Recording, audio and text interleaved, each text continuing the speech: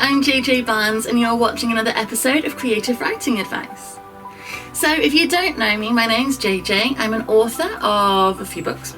I have a film in production, a TV show in production, and I write a writing advice blog, and I'm here on YouTube giving writing advice to you. So today I'm going to be talking to you about what a POV character is and how you use them and what they do for your story. So POV means point of view, and that is the character who you are rooting your observations and your story in, at least for the scene. You pick a POV character at the beginning of a scene and you stick with them until the end of it. If you need to swap POV at any point during that scene, it's fine, but you have to put a scene break, even if you're staying in the same place and telling the same part of your story, because that is who you are putting your audience in the head of. It's a first person story essentially. You are with that character, you are riding with them, you are hearing their interiority, you are feeling their feelings and their opinions, their perspective. You cannot be hopping POV because then your audience will get confused. They won't know whose story it is and they won't know what they're meant to be feeling. So you pick a POV character at the beginning of your scene. Now this will usually be your protagonist, because for the most part you want to stick with your protagonist for the majority of your book or film. Now, you might hop to other people's perspectives at different points, you might not, and that's fine. If you want to just stay with your POV character the entire way through, absolutely no problem. If you want to hop about, maybe go and spend a bit of time with the antagonist, maybe see how your protagonist's friends are responding to your protagonist, that can work really well too. But I think for the majority of your book or film, stick with your protagonist. It's what makes them the protagonist, right? That's why you're with them. You're riding along with them, you're seeing their story. And if you keep leaving them, it might get a bit muddlesome about whose story it actually is.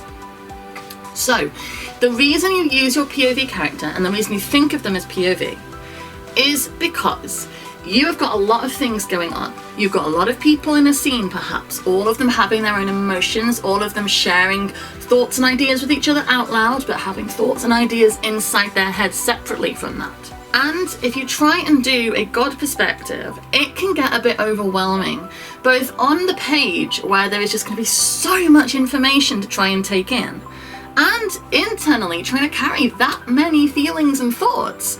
Your audience will get swamped. There's just too much to take in.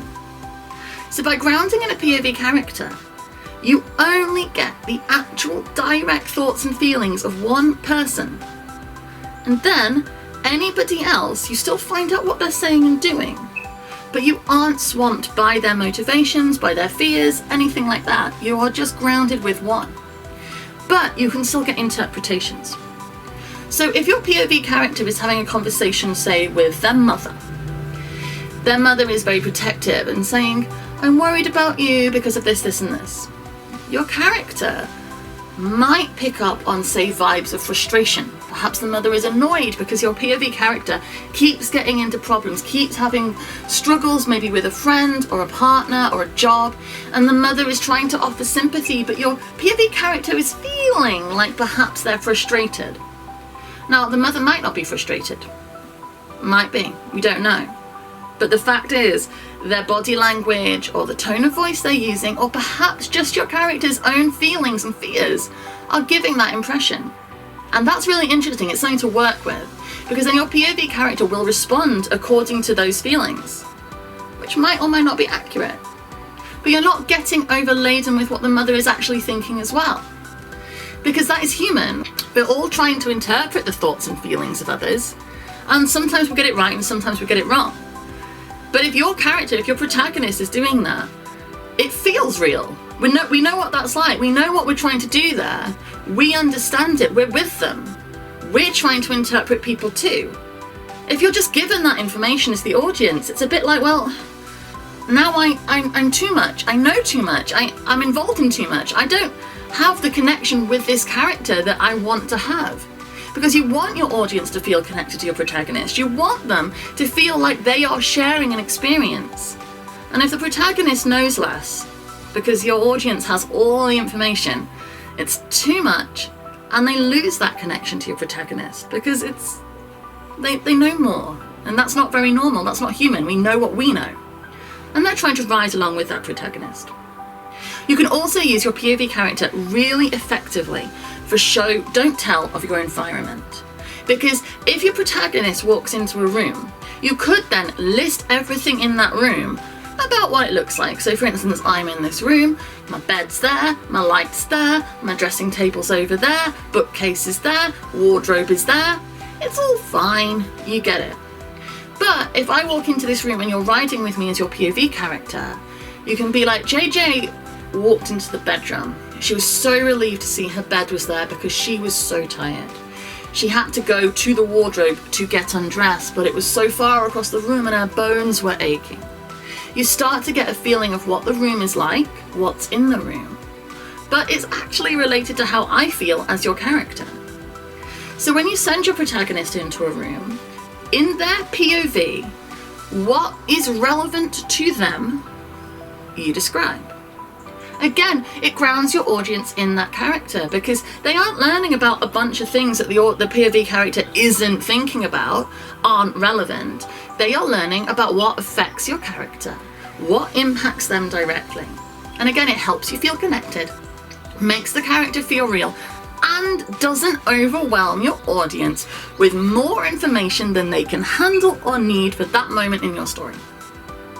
So that is the point of a POV character. It makes your audience feel connected to them because they are only learning what's relevant to them. They aren't learning more about other characters than your POV character knows, so they are connected, it's real, the emotions feel real, they are part of that character's experience in life. Also, you are not ladening them with info after info after info that is actually not relevant because they are only giving you the information that actually matters to them in the moment. So it keeps your story moving. Because you're not spending ages describing everything, you are rooting in the specifics of what affects a character. It's just much more interesting. Please don't forget, comment down below with what you're working on, any topics you want me to cover, any books or films or TV shows that have things in that you think are really interesting and work as story advice. If you have written a book that you think I would enjoy, because I want to enjoy what I read, but might also be relevant to one of these videos, please let me know because I love reading and I'm always finding new things to read, so let me know. If you can go to my website, it's www.jjbarnes.co.uk. Over there you'll find all the work that I'm doing, all my books, my film, my TV work, and the blog I've written, and everything else I've got going on, including my social media. Come find me, come chat to me, talk to me about what you're working on, ask me questions, talk to me about books and films you love, because that is the conversations I'm having all the time, and I love more people to talk to. So thank you very much for watching again. Please don't forget to subscribe to my channel. Helps me grow, helps me reach more people, and hopefully I can find more people to help. And we can all grow together and become better and more confident writers. Thank you very much. I'll be back again soon. Bye.